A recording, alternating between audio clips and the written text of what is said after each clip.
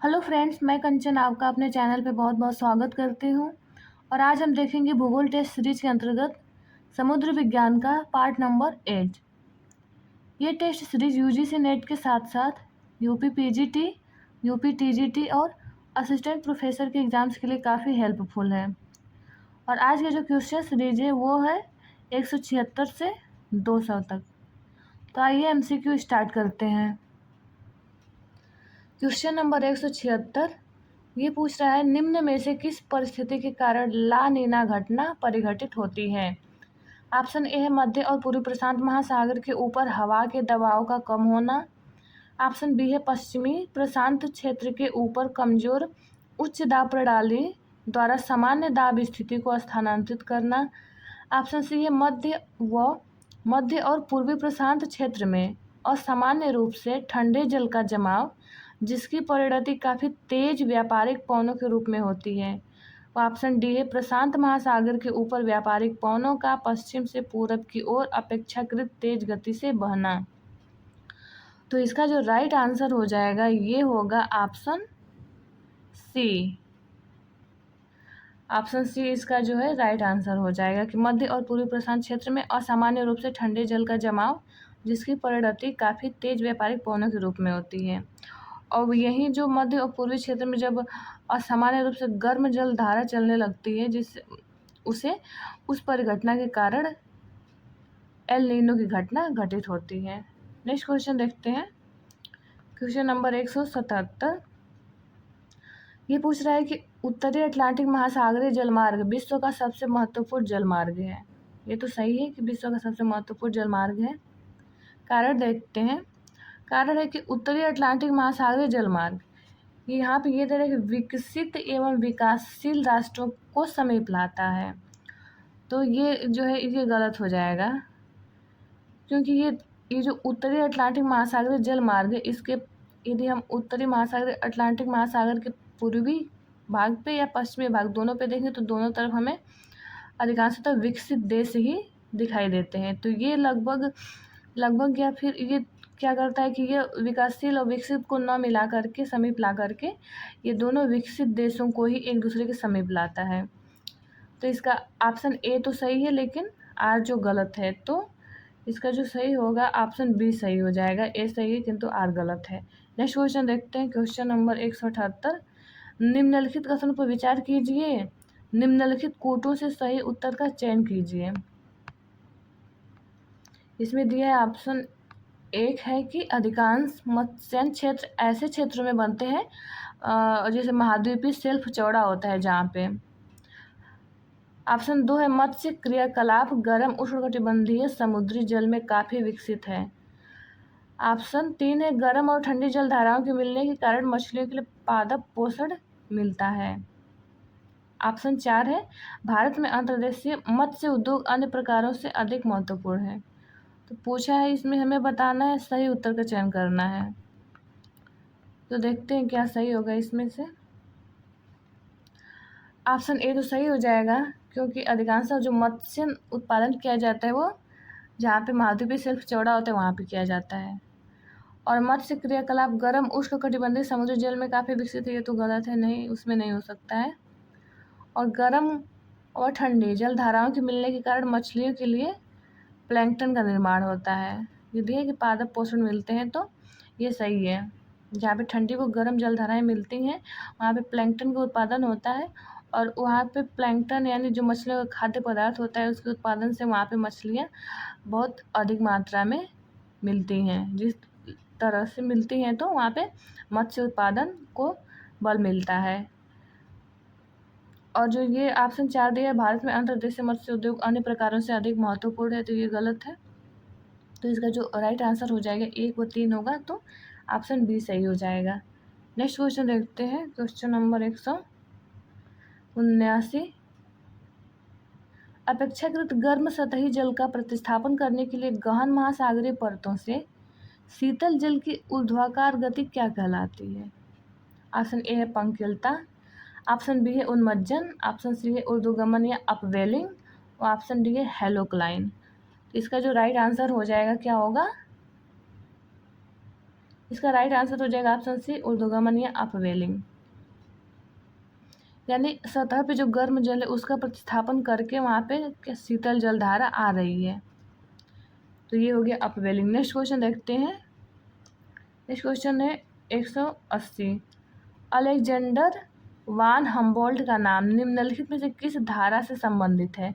Option A है California धारा, option B है एल नीनो धारा, ऑप्शन सी है पेरू धारा व ऑप्शन डी है अलास्का की धारा। तो इसका राइट आंसर क्या होगा?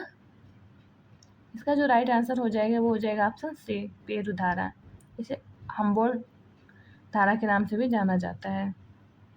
नेक्स्ट क्वेश्चन देखते हैं। Question number 181। ये पूछ रहा है कि दक्षिणी दोलन कहते हैं। इसका जो ऑप्शन ए दिया है ये है दक्षिणी अमेरिकी तापमान तथा मानसूनी वर्षा के मध्य घनिष्ठ संबंध को दर्शाता है ये। ऑप्शन बी है दक्षिणी अमेरिकी तापमान तथा वायुभार के मध्य घनिष्ठ संबंध को। ऑप्शन सी दिया है कि प्रशांत महासागरीय वायुभार एवं हिंद महासागरीय वायुभार के मध्य घनिष्ठ संबंध को दर्शाता है। या ऑप्शन डी होगा दक्षिणी अमेरिकी वायुभार तथा मानसूनी वर्षा के मध्य घनिष्ठ संबंध को दर्शाता है। तो इसका जो राइट आंसर हो जाएगा ये हो जाएगा ऑप्शन सी प्रशांत महासागरीय वायुभार एवं हिंद महासागरीय वायुभार के मध्य घनिष्ठ संबंध को बताता है दक्षिणी दोलन। नेक्स्ट क्वेश्चन देखते हैं। Question number 182। एल नीनो धारा प्रकट होती है। ऑप्शन ए है ब्राज़ील तट पे, ऑप्शन बी है पेरू तट पर, ऑप्शन सी है अलास्का तट पर व ऑप्शन डी है पश्चिमी ऑस्ट्रेलिया पर। तो इसका जो राइट आंसर हो जाएगा ये हो जाएगा ऑप्शन बी पेरू तट पे। जो एल नीनो धारा प्रकट होती है ये प्रकट होती है पेरू तट पर। नेक्स्ट क्वेश्चन देखते हैं। Question number 183। ये पूछ रहा है कनारी धारा कहाँ प्रवाहित होती है? ऑप्शन ए अफ्रीका के पूर्वी तट के निकट, ऑप्शन बी अफ्रीका के पश्चिमी तट के निकट, ऑप्शन सी एशिया के पूर्वी तट के निकट व ऑप्शन डी है दक्षिणी अमेरिका के पश्चिमी तट के निकट। तो क्या होगा इसका राइट आंसर? इसका जो राइट आंसर होगा ये हो जाएगा ऑप्शन बी अफ्रीका के पश्चिमी तट के निकट। जो अफ्रीका का ये पश्चिमी तट है यहाँ पे कनारी धारा हमें देखने को मिलती है। ये उत्तर से आती है तो उत्तर से दक्षिण की तरफ चलती है। तो ये एक प्रकार की कनारी धारा है, ये एक प्रकार की शीतल जल धारा है। ये यहाँ पे चलती है अफ्रीका के पश्चिमी तट पे। नेक्स्ट क्वेश्चन देखते हैं। Question number 184। ब्रिटिश द्वीप समूह में सम जलवायु रहती है। सम जलवायु रहती है यानी जलवायु समान रहती है। सम का मतलब ना बहुत ज़्यादा शीतलता रहती है ना बहुत ज़्यादा उष्णता, इन दोनों के मध्य की जलवायु रहती है। तो ऑप्शन ए है लेब्राडोर धारा के कारण, या ऑप्शन बी है क्यूरोसीओ के कारण, ऑप्शन सी है गल्फ स्ट्रीम के कारण और ऑप्शन डी है उत्तरी अटलांटिक ड्रिफ्ट के कारण। तो इसका जो राइट आंसर हो जाएगी ये हो जाएगा ऑप्शन सी गल्फ स्ट्रीम के कारण ब्रिटिश द्वीप समूह में सम जलवायु रहती है, क्योंकि एक गर्म जलधारा है तो उस शीत कटिबंध में जाके वहाँ पे उसकी जलवायु को संतुलित करती है। नेक्स्ट क्वेश्चन देखते हैं। Question number 185। ये पूछ रहा है निम्नलिखित में से कौन ठंडी जलधाराएं हैं? इसमें बताना है। ऑप्शन एक है ब्राज़ील धारा, ऑप्शन 2 है कैलिफोर्निया धारा, ऑप्शन 3 है फाकलैंड धारा व ऑप्शन 4 है गल्फ स्ट्रीम। इसमें हमें बताना क्या है? बताना है ठंडी जलधाराएं कौन कौन सी हैं। तो ब्राज़ील तो एक गर्म जलधारा हो गई तो ये तो नहीं होगा। कैलिफोर्निया धारा जो है ये ठंडी जलधारा है। फाकलैंड धारा जो है फाकलैंड धारा, फाकलैंड भी हो जाएगा ठंडी जलधारा। गल्फ स्ट्रीम तो एक गर्म जलधारा है। तो इसका राइट आंसर हो जाएगा 2 व 3, तो ऑप्शन बी सही हो जाएगा। नेक्स्ट क्वेश्चन देखते हैं। Question number 186। निम्न में से कौन सा जल डमरू मध्य काला सागर और मरमरा सागर को जोड़ता है? ऑप्शन ए है बेरिंग जल डमरू मध्य, ऑप्शन बी है बॉस्फोरस जल डमरू मध्य, ऑप्शन सी है मलक्का जल डमरू मध्य व ऑप्शन डी है पाक जल डमरू मध्य। तो इसका जो राइट आंसर हो जाएगा ये होगा ऑप्शन बी बॉस्फोरस जलडमरू मध्य जो कि काला सागर और मरमरा सागर को जोड़ता है। नेक्स्ट क्वेश्चन देखते हैं, क्वेश्चन नंबर 187। ये पूछ रहा है निम्नलिखित में से कौन ठंडी जलधारा नहीं है। हमें बताना है कि ठंडी जलधारा नहीं है कौन सी इसमें से। ऑप्शन ए कनारे, ऑप्शन बी है बेंगुएला, ऑप्शन सी है आयोसियो व ऑप्शन डी है अगुलहास। तो इसका जो राइट आंसर हो जाएगा ये होगा ऑप्शन डी अगुलहास। अगुलहास धारा जो है ये चलती है हिंद महासागर की एक धारा है। जो अगुलहास धारा है ये हिंद महासागर के गर्म जल धारा है। बाकी ये तीनों जो है कनारी धारा हो गई, तो कनारी धारा होगी उत्तरी अफ्रीका के पश्चिमी तट पे चलती है, भी ठंडी जल धारा है। बेंगुएला धारा की बात करें तो ये अफ्रीका के मतलब दक्षिणी अफ्रीका के पश्चिमी तट पे चलती है, नीचे से अफ्रीका के भाग यहाँ पे चलती है ये। यदि आयोसियो की बात करें तो आयोसियो जो है ये एशिया का पार्ट हो गया, एशिया के उत्तरी पूर्वी भाग में ये आयोसियो धारा, ये भी एक ठंडी जल धारा है। ये चलती इधर रूस से सटे हुए कमचटका प्रायद्वीप जो है इसके समीप, कमचटका प्रायद्वीप से होते हुए ये नीचे तक जापान तक आती है। नेक्स्ट क्वेश्चन देखते हैं, क्वेश्चन नंबर 188। जापानी लोग किस धारा को काली धारा के नाम से जानते हैं या पुकारते हैं। ऑप्शन ए क्यूराइल धारा, ऑप्शन बी क्यूरोसिवो धारा, ऑप्शन सी है आयोसियो धारा और ऑप्शन डी उत्तरी भूमध्य रेखीय गर्म धारा। तो इसका जो राइट आंसर हो जाएगा ये होगा ऑप्शन बी, जो क्यूरोसिवो धारा है इस धारा को जापानी लोग काली धारा के नाम से जानते हैं या पुकारते हैं। नेक्स्ट क्वेश्चन देखते हैं, क्वेश्चन नंबर 189। ये पूछ रहा है सागरीय धाराओं का उद्भव किससे संबंधित है। ऑप्शन ए है गुरुत्वीय बल, ऑप्शन बी है हवाएं, ऑप्शन सी है लवणता तथा घनत्व व ऑप्शन डी है उपयुक्त सभी। तो इसका जो राइट आंसर होगा क्या होगा बताइए। इसका राइट आंसर हो जाएगा ऑप्शन डी उपयुक्त सभी।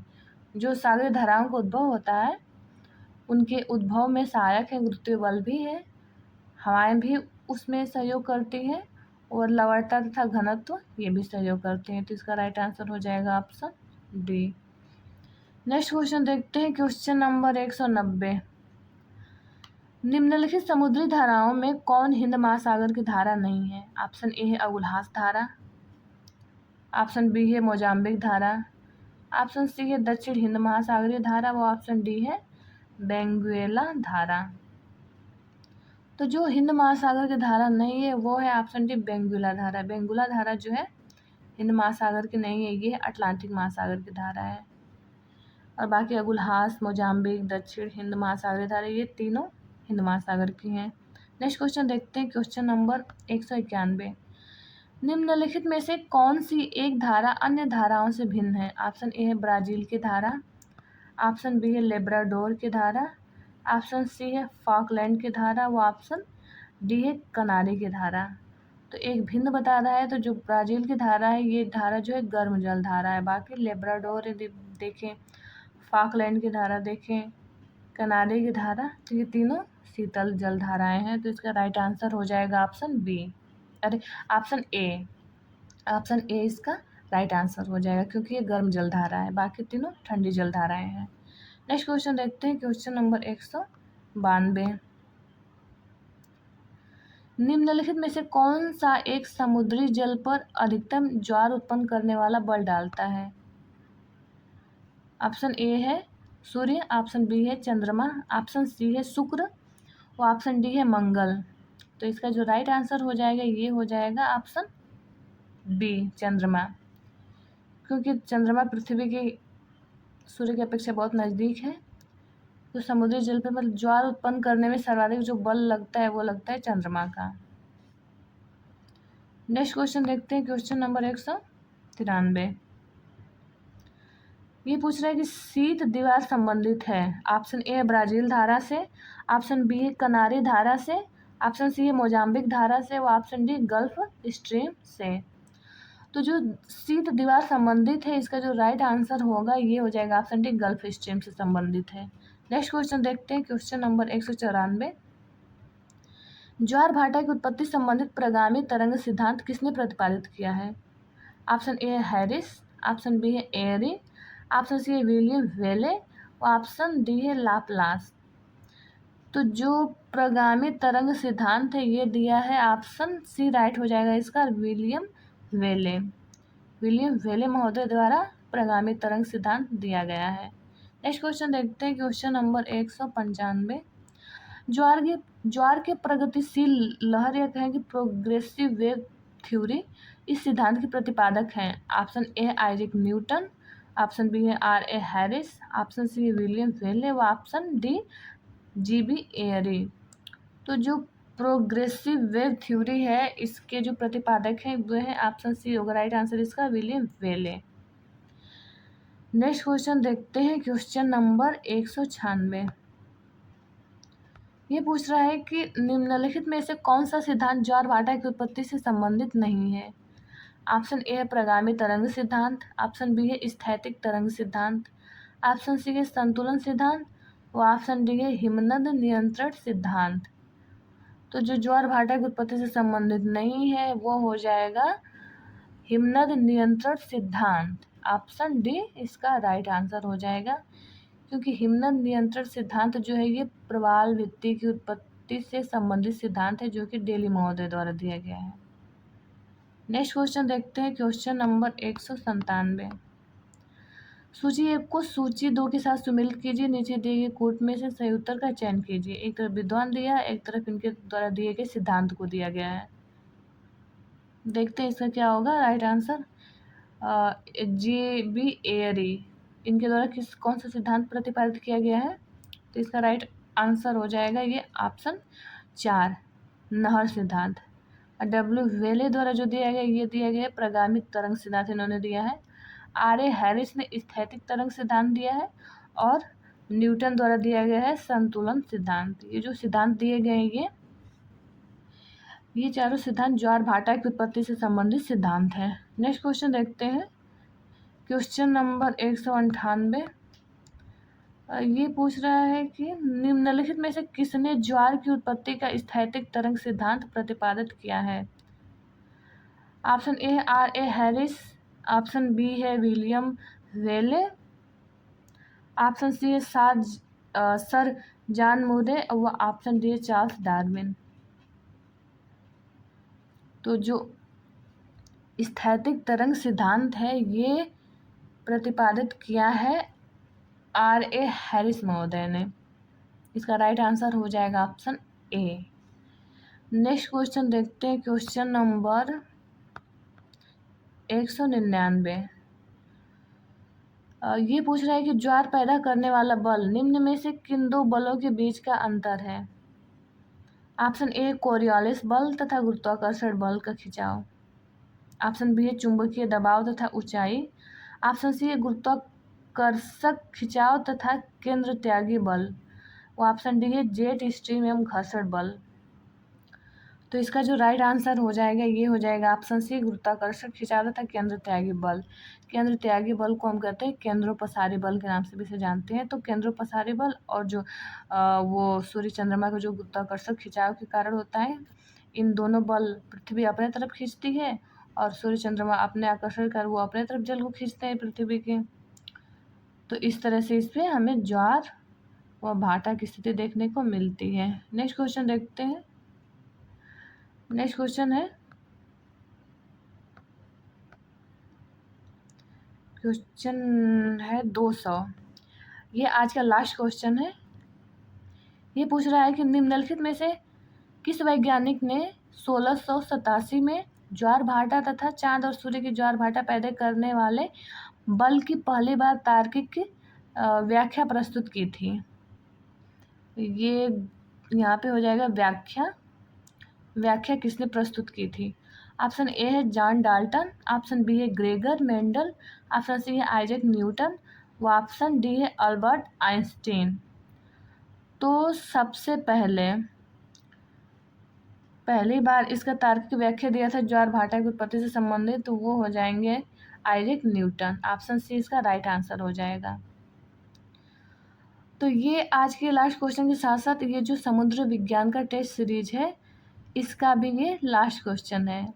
और अब हम मिलेंगे नेक्स्ट वीडियो में एक नेक्स्ट यूनिट के साथ, नेक्स्ट टॉपिक के साथ। तो ये वीडियो देखने के लिए आप लोगों का बहुत बहुत धन्यवाद।